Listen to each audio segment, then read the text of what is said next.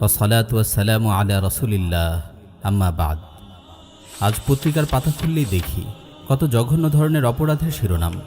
কোথাও সহপাঠী বন্ধুর সাথে বেড়াতে গিয়ে বান্ধবী ধর্ষণের শিকার, কোথাও বন্ধুরা মিলে কোনো তরুণীকে পালাক্রমে ধর্ষণ, কোথাও ধর্ষণের পর ধর্ষিতাকে নির্মমভাবে খুন, কোথাও ধর্ষণের পর ধর্ষিতার লাশ টুকরো টুকরো করে মাটিতে পুঁতে রাখা কিংবা নদীতে নিক্ষেপ, এমনকি কোথাও ধর্ষণের পর খুন করে ফেলা হচ্ছে ছোট্ট শিশুকে। প্রায় প্রতিদিনই ঘটছে এমন নানান নৃশংস ঘটনা।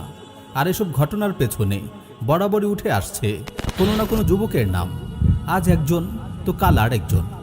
আফসোস, আজকের যুবকদের নৈতিক চরিত্রের অবক্ষয় কোন পর্যায়ে গিয়ে দাঁড়িয়েছে। যৌন ক্ষুধায় তারা আজ কতটা হিংস্র হয়ে উঠেছে। লালসা পূরণের সুযোগ পেলেই তারা পশুর ন্যায় হামলে পড়ে। যৌনতার মাদকতায় তারা আজ এতটাই বুঁদ হয়ে আছে যে এর পরিণাম কি হবে এ বিষয়ে ভাবার সময় তাদের নেই। আখিরাতের পরিণতির কথা তো চিন্তাই করে না। দুনিয়াতেও যে এমন অপরাধের কারণে শাস্তি ভোগ ও লাঞ্ছিত হওয়ার আশঙ্কা রয়েছে, সেই ভয়টুকুও তাদের অন্তরে আসে না। নষ্ট এই সমাজের সর্বত্র আজ দাউ দাউ করে জ্বলছে মন্দ কামনা বাসনার আগুন। এই আগুন জ্বালিয়ে ছারখার করেছে সমাজের শান্তি শৃঙ্খলা। অবস্থা আজ এতই সঙ্গীন যে ছোট্ট কন্যা শিশুকে নিয়েও তার মা বাবা নিরাপদ বোধ করছে না। সন্তানদের প্রাথমিক বিদ্যাপীঠে পাঠাতেও ভয় হচ্ছে অনেকের। আমার যুবক ভাই, কথাগুলো শুনে হয়তো তোমার খুব খারাপ লাগছে। ভাবছো আমি তো আর এমন নই। আমার প্রিয় ভাই, কথাগুলো উচ্চারণ করতে গিয়ে আমারও খুব কষ্ট হচ্ছিল। কিন্তু তুমি কি পারবে আজকের অধিকাংশ যুবকদের এমন অবক্ষয়ের কথা অস্বীকার করতে? তোমার ক্যাম্পাসের দিকে তাকিয়ে দেখো তোমার পাড়া মহল্লার যুবকদের দিকে। কি নিয়ে আজ ব্যস্ত তারা? কোন লক্ষ্য পূরণের পথে আটছে তারা? কোন পথে কাটছে তাদের অধিকাংশ সময়? তারা কি আজ প্রতিযোগিতার সাথে পাপাচারে লিপ্ত হচ্ছে না? আনন্দ উল্লাসের সাথে গুনাহ অপরাধে মজে উঠছে না? পত্রিকার পাতাগুলো কি তাদের নানান অপরাধের আলোচনায় পূর্ণ নয়? আমার প্রিয় মুসলিম ভাই, আমি তোমাদের লজ্জা দিতে এগুলো বলছি না। আমি তোমাদের বিবেকবোধকে জাগ্রত করতে এসব নিয়ে আলাপ করছি। আমি বলছি তোমরা যেন নিজেকে নিয়ে একটু ভাবো।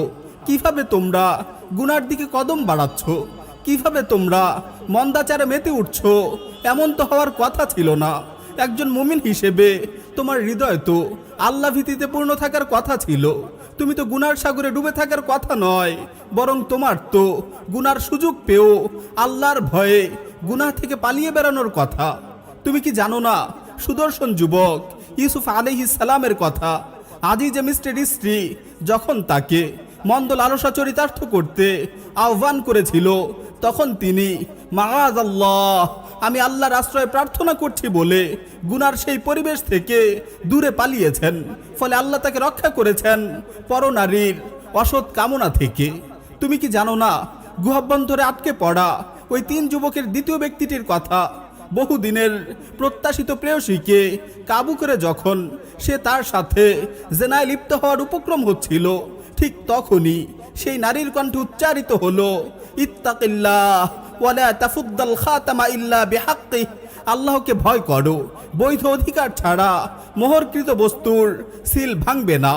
বহু সাধনার পর মনের কামনা বাসনা পূরণের সুযোগ পেয়েও যখন সেই যুবক আল্লাহকে ভয় করার কথা শুনল, তখনই সে মন্দ লালসা পূরণ থেকে নিজেকে দূরে সরিয়ে নিল।